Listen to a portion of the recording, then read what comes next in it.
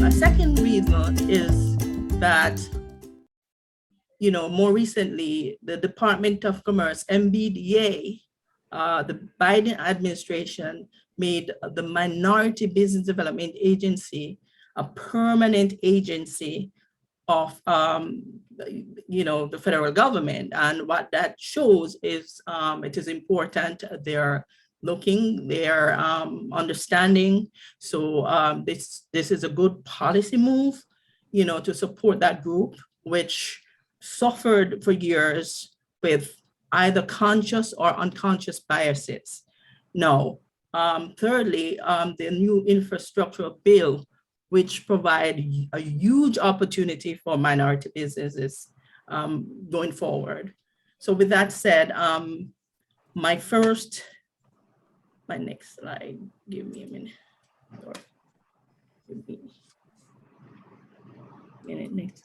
Okay, so as you know, the purpose of this study, of course, is to look at what happened during pandemic, a disenfranchised group that struggled to grow, and now the COVID-19 pandemic that happened. So it showed, what we look at is, while they paused, what that pause in the economy cost them and how it impacted them. The pivot is how they quickly regroup and went into different industries like the personal protective gears equipment, as well as looking forward, which is a pursuit. What next? Now that we're in, it's the endemic stage, moving out of a COVID pandemic, what next? And basically, look at, while we went through COVID, the digital world, parallel that was rapidly increasing. So what is the opportunities that are available for this group? So, I'm sorry, next slide. Next slide, sorry. So basically, the data, what we found, which is very reflective, that it was very sparse data. The data we found to do this presentation is through the Pew Research Center, the Office of Policy and actually Analysis Development, which is OPAD in the Minority Development Agency. They just published a study in 2021 regarding the impact of minority business enterprises within the United States, the impact on the future. So that study was available. It's available online as well. We also look at the Census Bureau and the McKinsey Global Institute and Accenture to look at this, to provide this study. So when we say minority-owned businesses, and it's more ethnic by federal standards, and we're looking at Black, Hispanic, Asian Pacific Islanders. We're looking at Hasidic Jews. We're looking at Hawaiians. We're looking at Native American and Alaskan.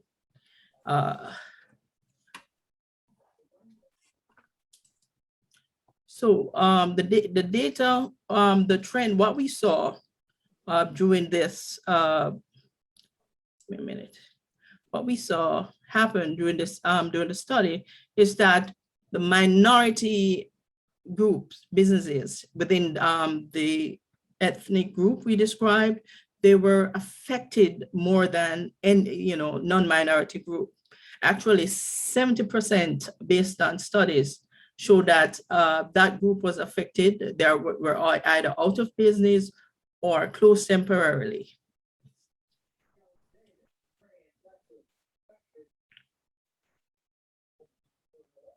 So, in looking at, as we to change the slide, in looking at some of these studies, I point to the OPAD, the Department of Commerce, Office of Policy, Analysis, Development, and what they showed in conjunction with what was happening with minority businesses is that minorities will become the majority come 2044.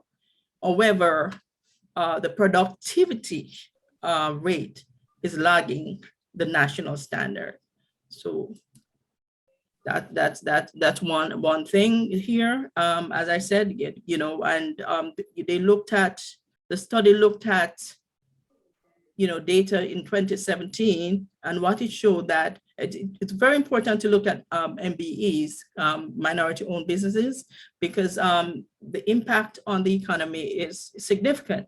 In that, in 2017, it showed that they contributed or generated $1.7 trillion in revenue, right? Which impacted 8.9 million jobs creation and retention in 2017. And as I explained earlier, the productivity rate is lagging. And what that means, you know, basically, when you look closely at the study, is that the type of industries that these, you know, firms operate in, that was one factor in MBD, because they were like in construction, they were in retail, and others that would be susceptible to, you know, the COVID pandemic. So basically, you know, that was one factor. And what the study showed was that, you know, basically MBEs will have to look at more fast and rapid growth industry like high-tech, communication, in order to, you know, move and to actually increase that, you know, make that rate closer or even improve it or equal to what is happening nationally. So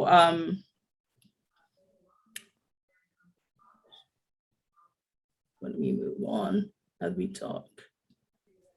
1 minute, please. Okay, so between, you know, and here are some data regarding MBEs. Well, in 2017 and 2019, Asian and Pacific Islander growth rate was 24%. Black business growth rate before, you know, pre-COVID was 8%. Hispanic business had a growth of 3%. And, you know, and at federal level, white women are not considered minority. However, at the city and the state level, yes, they are. So in this case, 10% of these businesses were women. So it's significant, it's very significant to know, because women contribute, you know, really a lot to the economy, and they really employ from their communities. So it's important to note as well. So, and we move on. We did not find, as I explained, data is sparse. So we did not find the percentage growth in the Asian and Asian Pacific Islanders. My apology, in the Native Hawaiian and Pacific Islanders group. However, what we found was the revenue, the type of revenue they generated during that time, and it's $33.7 billion and $11.2 billion respectively rather. And as I explained, the main industry, they were in the healthcare service and social services, construction, professional services, and retail trade. That's where we had most of these industries.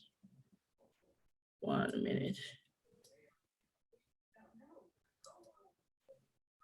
So, you know, I spoke earlier about women and the important role women play in this piece, and in an American Express State of the Woman-Owned Business report in 2019, over 6.4 million minority women businesses employ nearly 2.4 million people and generated $422.5 billion in revenue, demonstrating an impressive impact of women in the economy, development, and job creation arena.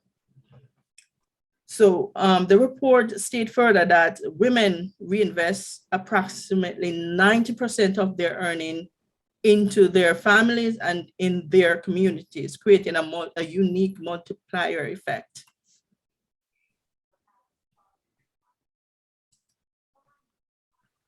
So we look at the Pew, and basically the Pew Research Center supporting much of what we explained earlier.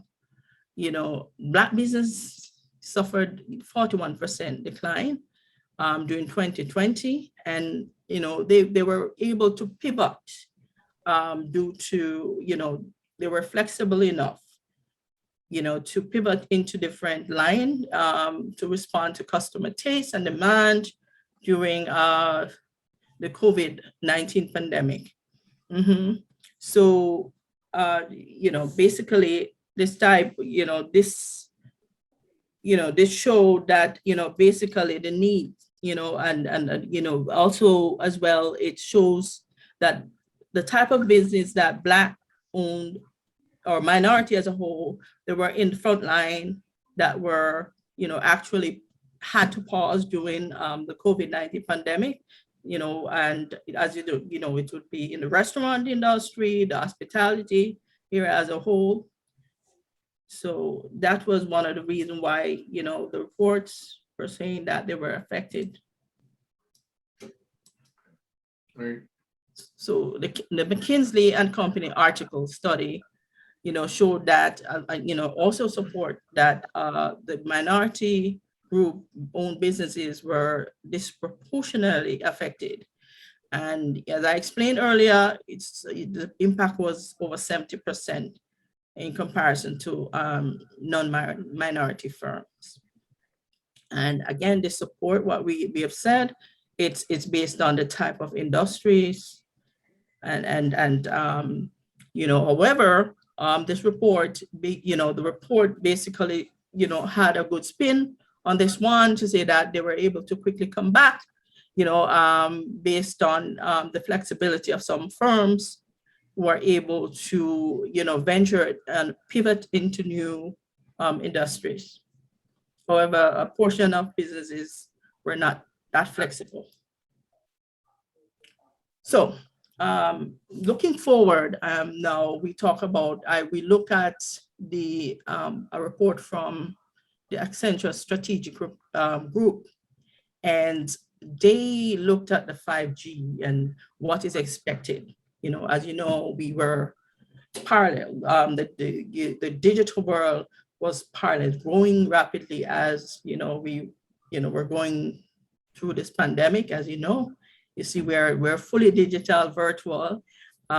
So we look at the study to see, and it was important to look at this study to see what is possible, moving forward. Since as I mentioned before, the minority group will become the majority in 2044.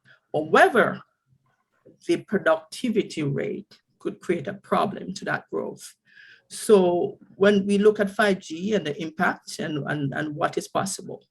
So with the Accenture report, they said, well, it promised that it will stimulate the US economy, by 2025, right, with an additional $2.7 trillion in gross output. It will transform, over 16 million jobs throughout all industries.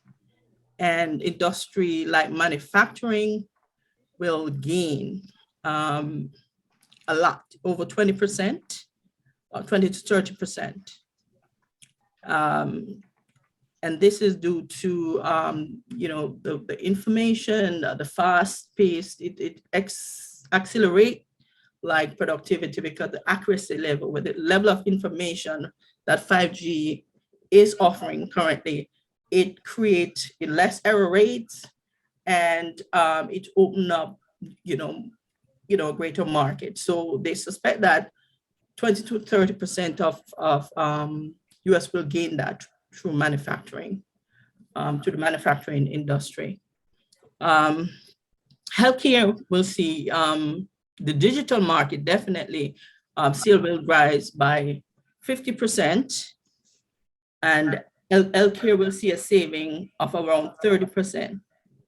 And automobile, an accident, as I pointed earlier, will the cost will reduce because of the level of accuracy based on new technology, new information.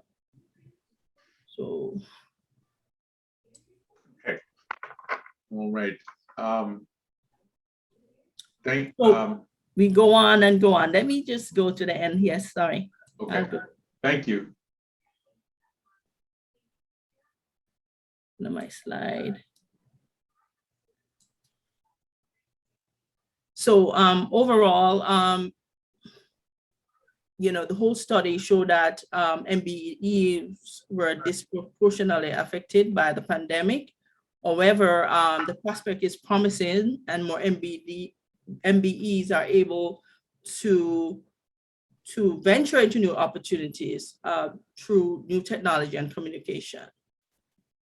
And that's it for my presentation. And I will move it to questions.